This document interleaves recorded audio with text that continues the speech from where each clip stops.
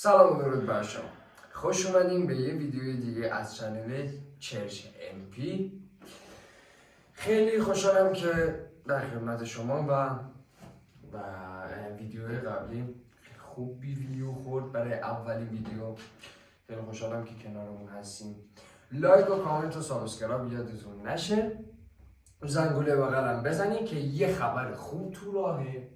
یه ویدیو خیلی خفن تو راهه. پلناشو چینی مگه؟ آره. اوکی بشه خیلی خوب بشه. و اینکه حتما اون زنگوله رو بذاریم تا حتما موقعی که ویدیو بعدی رو آپلود کردیم اولین نفر تو باشی که اون ویدیو رو ببینی. خب بریم سراغ موضوع ویدیومون که موضوع به شدت زیبا و قشنگ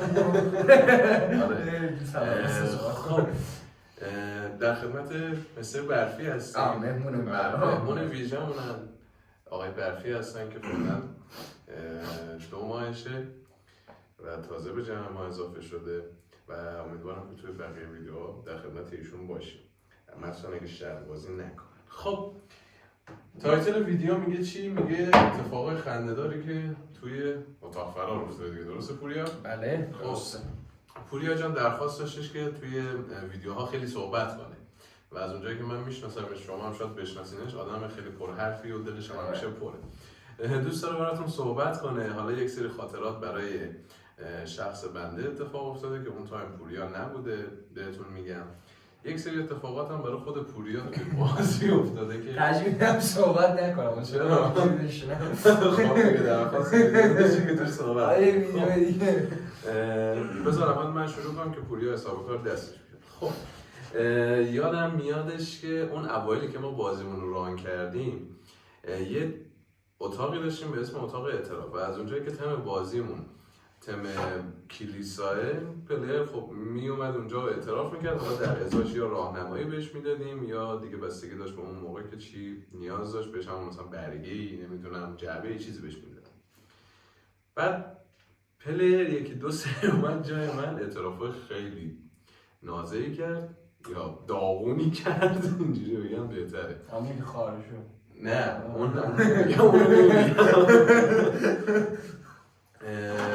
بذار یک دونش رو براتون بگم. ما یه تیم داشتیم، خانواده بودن، اینا اومدن اینجا به بازی کردن و خب بازی ما گفتم هم ترس داره توش هم هیجان داره. یک سری جاها باید بدو، یک سری جاها باید ثابت وایسه که اکتا اجرا بشه و به این صورت. بعد عرضم به حضور شما پلیر راهنمایی خواست، ما هم گفتیم این خانم برگرده بیاد اتاق اول که راهنمایی رو حالا در ازای اعترافش بدیم.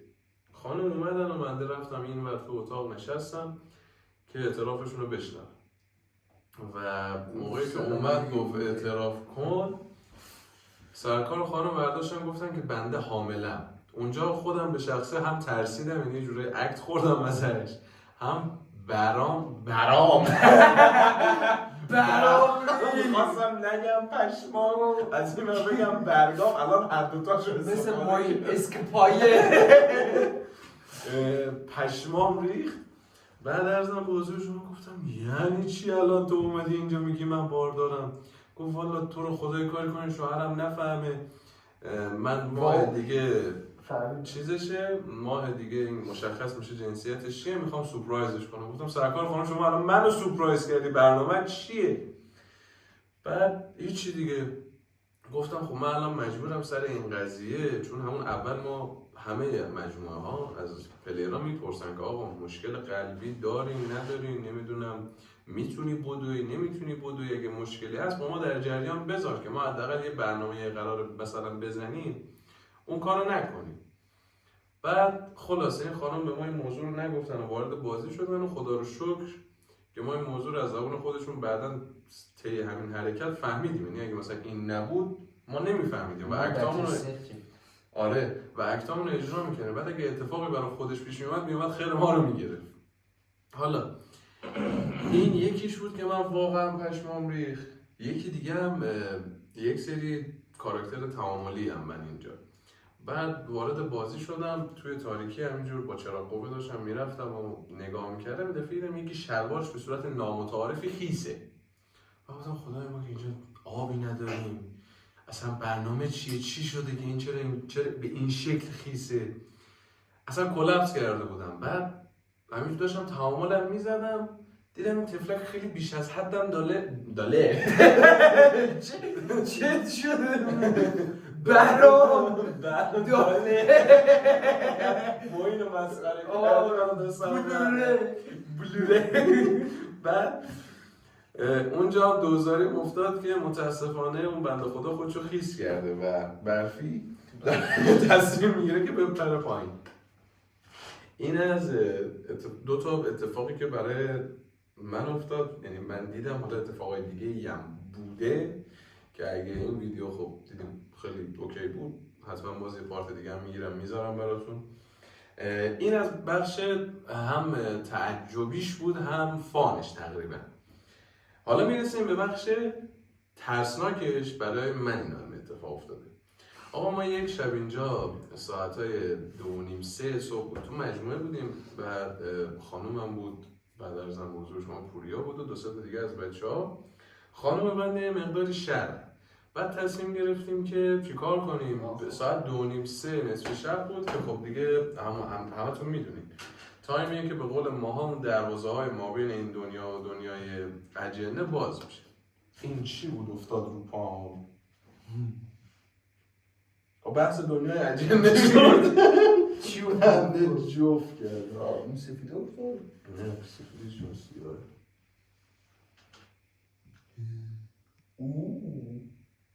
این چجوری الان افتاد؟ اصلا کجا بود؟ گردنم پرام ولم کن. بچه ها این گردن من سالمه. خب حرز امام جواد دیگه خودتون میدید این سالمه. نگاه من دارم میکشمش. الان من واقعا پشمام ریخت. همین الان پشمام ریخت. الان من به شما میگم اینجا ما واقعا مطمئنی اون زیر نذاشته بودی؟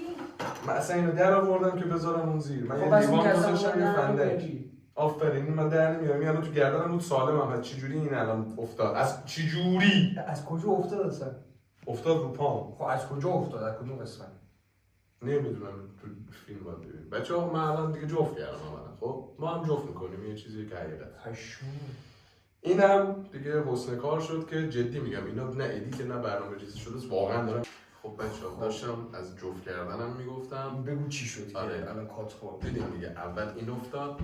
داشتم تعریف میکردم دوربینمونم ویدیو تصمیم گرفت کنم پاز بکنم. ویدیو کلا صبح اون قرمزش خورد و ویدیو بسته شد.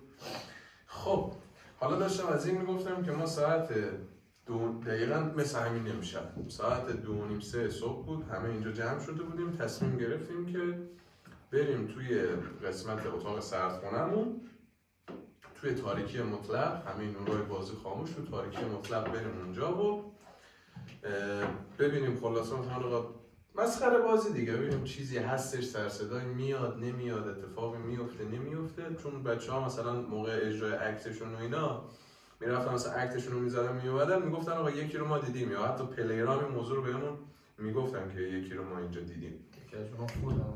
آره پوریا مثلا میرفت. من خودم مثلا باورم نمیشد که اینا دارن میبیننش تا اینکه باز خودم مثلا یه بار دیدم که از بغل از مثلا فرض کنید اینجا راهرومون یه در داره، دقیقاً از راهروی سری دویدی چیزی رفت پاهاشو من فقط دیدم.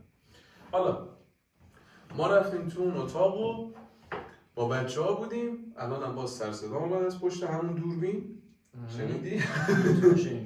آره. بعد خلاصه گفتیم آقا اگه اینجا موجودی هستش یه سر صدا، یه حرکتی، یه کاری بکنه. آره الان این صدا به خودش میگیره، صدا در میاره. بعد دقیقاً همونجا چون نرده هاش پلاستیک کشیده شده، دقیقاً یک تیکه پلاستیکی که افتاده بود قشنگ یه حالتی که یک چیزی از زیر بهش بزنه، توی همین حالت اتفاق افتاد. حالا این ویدیوشو ادیت میکنم میذارم اینجا ببینید حتما که پلاستیک میره بالا. حالا چیز خاصی نبودش ولی اونجا مثلا فرض کن 8 نفر آدم بودیم. عین هر 8تامون توی هیچ اتاق فراری اونجوری فرار نمی‌کردیم. من ترس هر 8تامون جوری کندیم اومدیم سمت گیم مستر ساعت 2:30 که برگا هممون ریخته. یه اتفاق دیگه هم افتاده بود، اونم برای پوریا و معینمون. وای ما نشسته بودیم توی لابیمون لابیمون دقیقا روبروش میشه در کلیسا دیگه که یه چفتی داره که باید چفتی رو قشنگ بکشی با زور. آره از محکمه جاش در بیاری که بعد در باز میشه. ما نشسته بودیم توی لابی، سانس نداشتیم، من و معین بودیم. نیم ساعت 40 دقیقه داشتیم موبایل لژند بازی میکردیم. این بازی که تو گوشه داشتیم موبایل لژند بازی میکردیم. نیم ساعت 40 دقیقه بود. دست و بعد نیم ساعت 40 دقیقه دست بعدی اومدیم استارت کردیم. قشنگ یادم معین که من دراز کشیده بودم، معین بالا سرم نشسته بود. ورداش گفتش که معین داشت میگفت فشار میخورد که وای نیرو رو بند نده و فلان. اینجا با گفتم باشه و که بعد همینجوری که تو اوج غرق بازی بودیم یا دیدم چی شد برگشتیم نگاه کردیم قشنگ در عرض فکر 3-4 ثانیه فقط قفل بودیم رو دره که داره باز میشه. اینجوری بود که بدنمون مورمور شد، اصلا نمیتونستیم تکون بخوریم. تکون برگشتیم یه به هم دیگه نگاه کردیم، برگشتیم به گیم مستر نگاه کردیم، سری دویدیم رفتیم تو گیم مستر، درم بستیم. حالا اگه مثلا رفتیم تو گیم مستر درم بستیم اون نمیاد. ولی کلا یه چیزی هستش، این موضوع تو همه مجموعه ها هستش و همه به گیم مستر پناه میبرن. هیچ کدوم راه خود راه خود دقیقاً گیم مستر اون جایی که نه دوربین هست نه چیزی، یعنی اتفاقی بیفته برامون هیچ چیزی ضبطش نمیکنه. بعد اونجا رو همه فرار میکنن میرن اونجا. بعد خلاصه این دو تا تفلکا من فیلمشون دیده بودم، داشتم توی کافی شاپ به یکی از بچه‌ها قضیه اون شبی که برامون این اتفاق افتاده رو تعریف می‌کردم، فیلماش هم داشتم بهش نشون میدادم. این دوتا هم تو مجموعه بودن. همونجا که داشتم تعریف می‌کردم برای اون بنده خدا، یه دفعه دیدم معین زنگ زد مهدی در نمیدونم کلیسا باز شده، اینجوری شده اونجوری شده. ما در رفتیم از مجموعه. حالا این فیلماش هم براتون میذارم، این وایسایی که حرف می‌زنم روش باشه ببینید. معینی که مثلا دارم بهتون میگم مثلا 190 قدشه، بعد قهرمانی کشوری MMA داره توی MMA. این هم که کلا دیگه ردی مونه.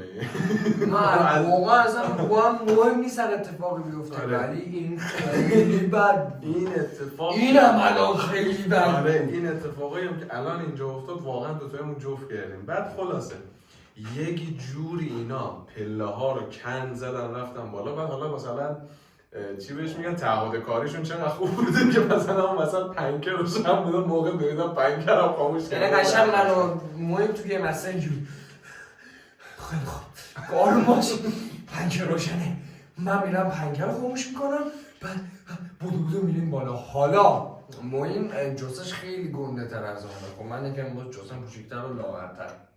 خلاصه رولا با قبلش زدیم بالا، گفتیم 3 2 1. این رفت سمت پنکر رو خاموش کرد، من دویدم رسیدم به اول پله، برگشتم نگاه کردم دیگه موین داره من زدم من گرفت کوبون به دیوار بوده کردم بالا بجود تاق رفتم بالا.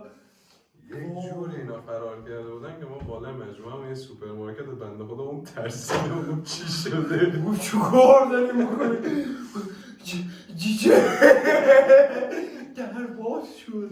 این یکیش بود. بعد حالا بذار اینا رو میبریمش برای پارت بعدی. اگه این ویدیو لایک و کامنتاتون خوب باشه میخوای که ببینیم تو قد که ویدیو رو انداختیم. نه یه با اگه این لایک و کامنتاتون خوب باشه هم یه ویدیو میگیریم برای ادامه این پارت و اتفاقایی که افتاده رو بهتون بگیم، هم اگه دیگه بتر کنین قشنگ یعنی جوری باشه که انرژی بگیریم. این تخته ویژی بوردا هستش، اونو میبریم تو نقطه اصلی اینجا اجراش میکنیم و فیلمشو میگیریم براتون که لذت ببرید. ردی عقل تو کلمون. آره ما عقل تو کلمون هست، منتها برای شما عقلمون رو میذاریم کنار. خیلی میترسم.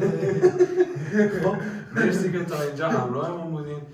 لایک و کامنت و سابسکرایب فراموش نشه. امیدوارم که این ویدیو لحظات خوبی رو براتون حداقل 15 دقیقه ساخته باشه. برای ما که ترکوند واقعا میگم بعد بچهای پشت صحنه همینا قشنگ این برام خاطره شده چون تو پارت‌های آینده دوباره میگم. خب و یه چیزی هم که برای خودم چیزه به قطعیت تقریبا رسیدم، هر چیزی که اتفاق میفته توی این مجموعه زیر سر همین ماسک است. آره من قلبم داره درد میگیره خیلی زیاد. اصلا این ماسک رو ما از وقتی خریدیمش همه بدبختیامون شروع شد. نمیدونم این چی داره ولی هر اتفاقی که افتاد احساس کنم زیر بعد من تو کم برسون ماسک رو من تو که زیر زمین نامو دارم. زیر زمین هم داره این ماسک. خب مرسی که این ویدیو رو تماشا کردین. شبتون بخیر. خدا نگهدار.